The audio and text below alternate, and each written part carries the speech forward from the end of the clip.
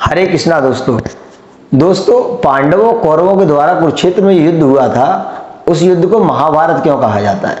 तो मैं आपको बताऊंगा कि महाभारत के युद्ध में पूरे ओवरऑल भारत से लोग इकट्ठे हुए थे, जिससे अपने अपने संबंधियों के द्वारा, अपने अपने व्यवहार, अपने मित्रगण के द्वारा अपनी अपनी पार्टियों में ज्वाइन किया था। किसी ने कौरवों का पार्टी ज्वाइन किया था, किसी ने पांडवों का पार्टी ज्वाइन किया था, और उसमें लगभग सभी लोगों का पतन हुआ था। सभी लोगों के सैनिक मारे गए थे, जबकि भगवान कृष्ण के यदुवंशी टीम के लोग भी मारे गए थे।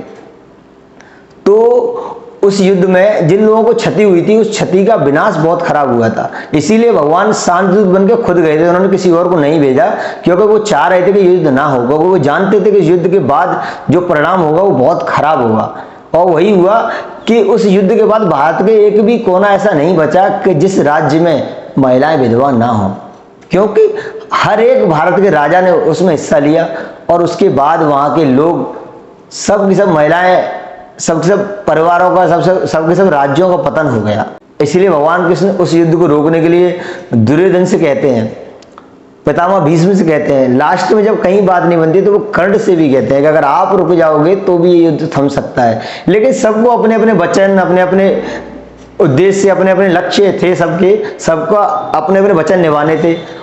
और जब लास्ट में अर्जुन ने कहा कि प्रभु मुझे ये युद्ध नहीं करना, इस युद्ध में सबका पतन होना, ये बहुत खराब युद्ध है, तो फिर भगवान कृष्ण ने युद्ध करने को कहा। तो ये एक विचित्र बात है, पहले ईश्वर मना करने के लिए गए, उसके बाद भगवान उस युद्ध के लिए आगे भी आए।